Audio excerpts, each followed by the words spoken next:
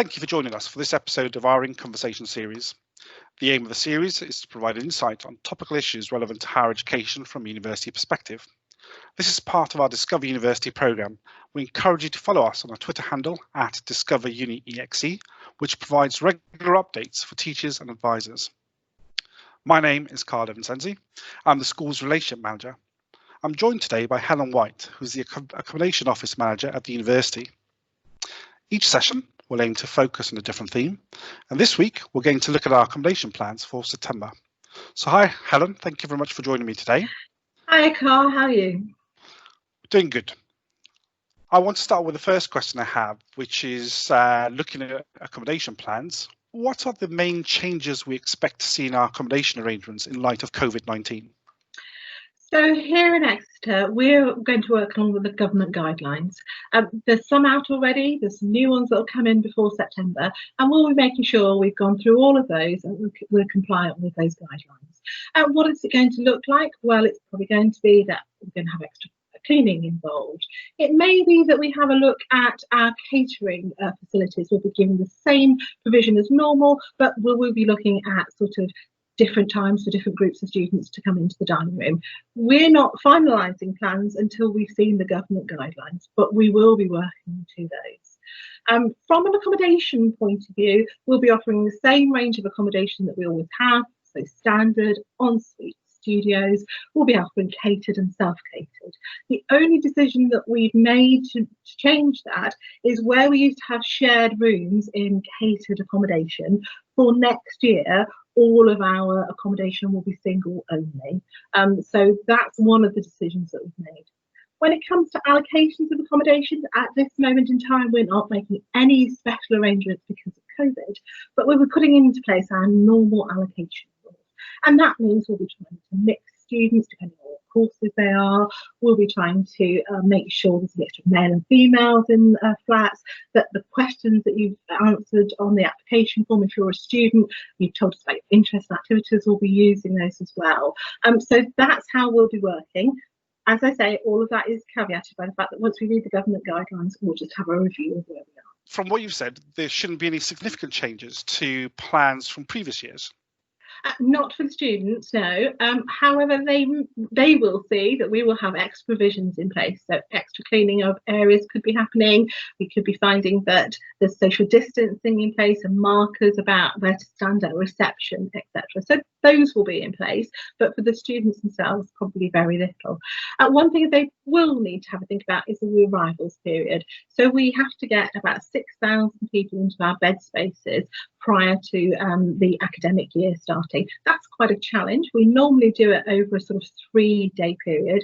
We're going to extend that period probably to around 10 days, and we may be a little bit more prescriptive with students about when they can arrive. We'll also maybe saying to them that only the student and one other person can come, and that's because we want to make sure they're coming into the accommodation and it's a safe and secure environment for them to do that.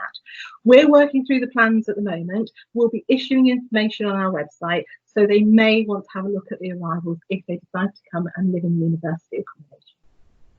And in terms of that, will all first years be accommodated on our campuses? Not all of our first year accommodation is on campus, and it never has been. However, we're just going through a building programme, and so come September we'll have nearly 1,000 extra bed spaces on campus. That puts the ratio of rooms on campus to off campus of 80 on campus to 20 off campus, 20% off campus.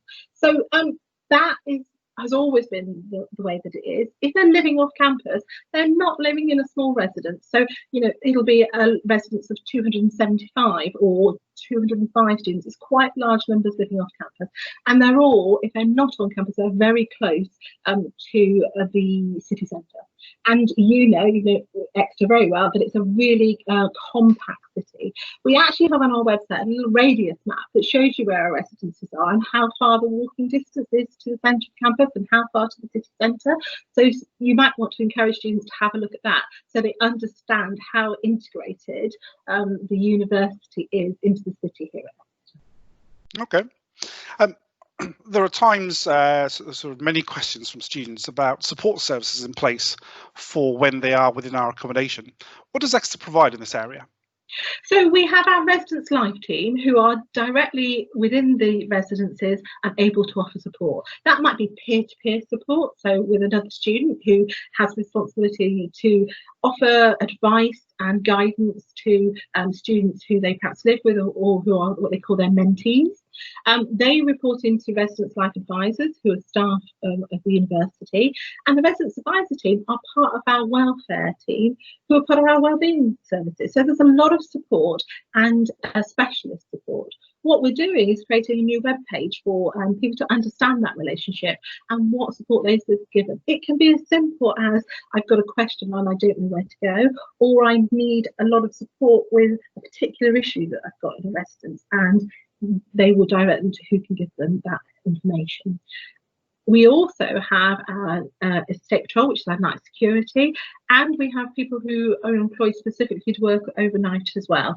So it's a 24-hour, 360 days that we will offer support to students while they live with us. Okay, so thinking about prospective students who currently, most of them may be waiting for exams, although today some of them may have received their IB results, but most of them will wait until August.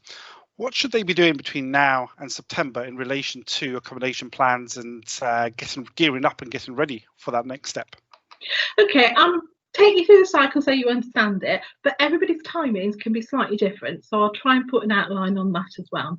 So the main thing is, if they have a firm offer, so with Exeter, they should be putting in their application for accommodation. If they haven't already done it, our guarantee deadline date is the 31st of July, so they need to make sure they've got an application for accommodation if they want accommodation at the university onto our system.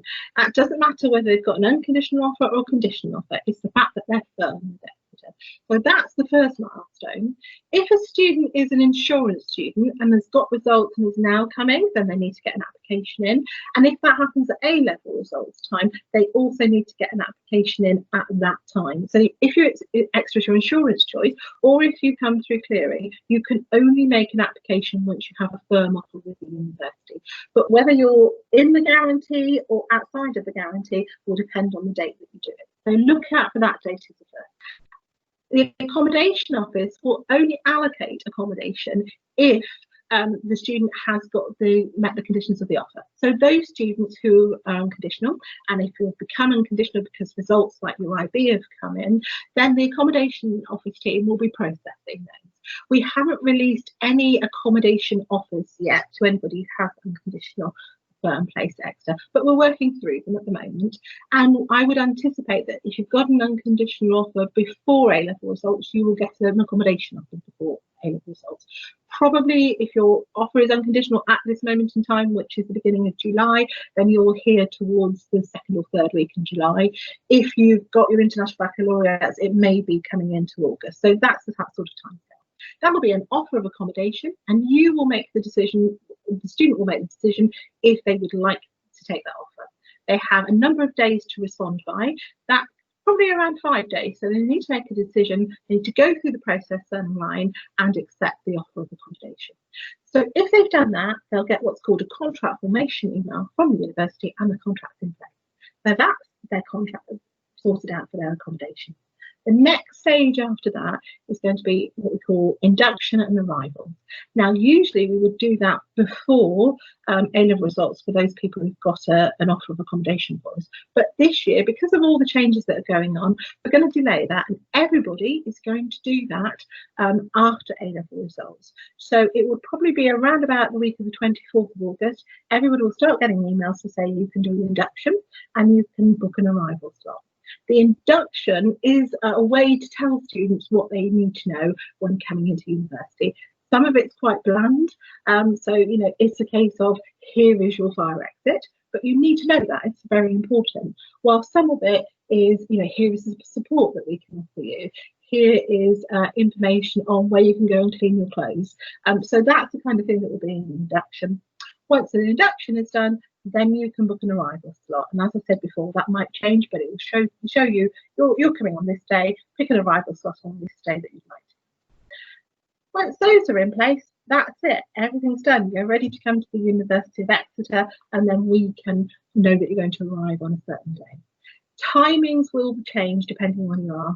As I say, those that have got unconditional offers before A-level results will have an accommodation offer before A-level results. If you're waiting for A-level results, then you'll hear the week commencing the 17th of August about your accommodation.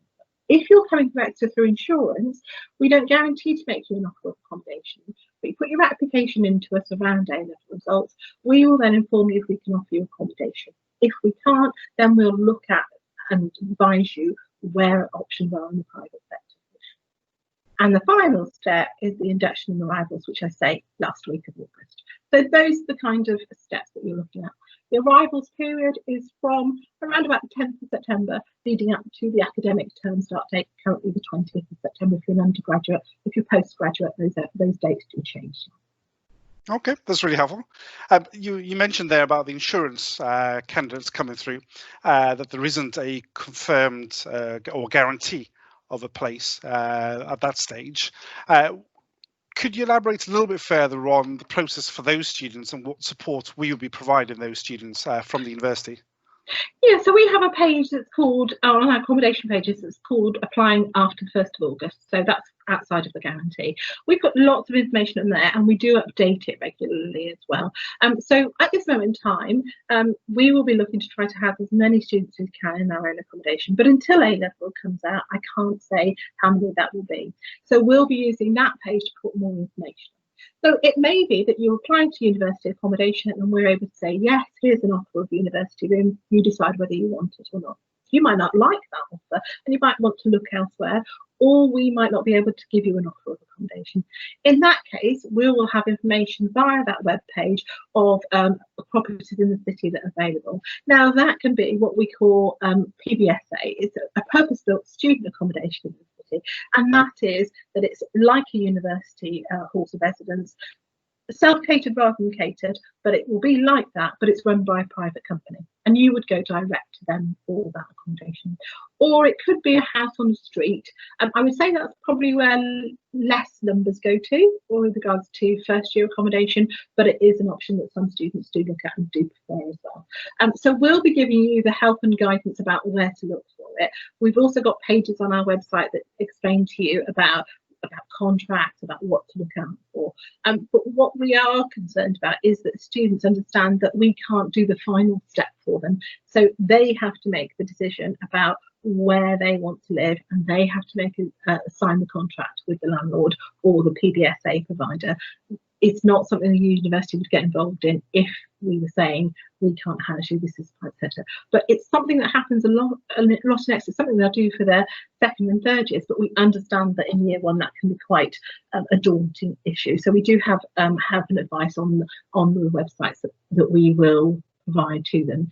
We also operate a team who can be on the end of a phone, email, Facebook, so that we can give help and support as well. But students do just need to understand if they're coming through insurance, they may have to take the final bit of responsibility to secure their own accommodation.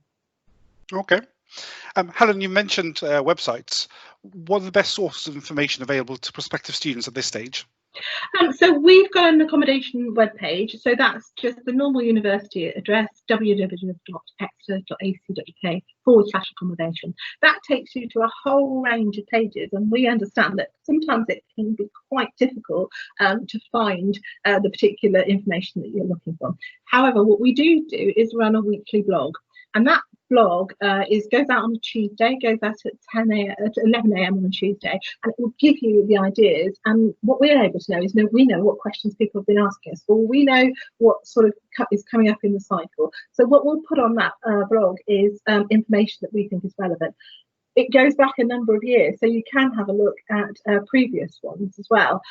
So, for instance, if you've not looked at Exeter before and you're coming to Exeter for insurance choice, you might not actually have looked at what type of accommodation you have. So it might be a blog back in January might give you a summary of the types of accommodation you have. We also, as I say, have the comms team in place to answer emails and phone calls. And we're quite active on Facebook as well, so we will answer queries that come through that way. Fantastic. Helen, thank you for joining, and thank you for listening today. We'll be running further sessions, so please do follow us on Twitter @DiscoverUniEXE for further updates on future sessions. Thank you.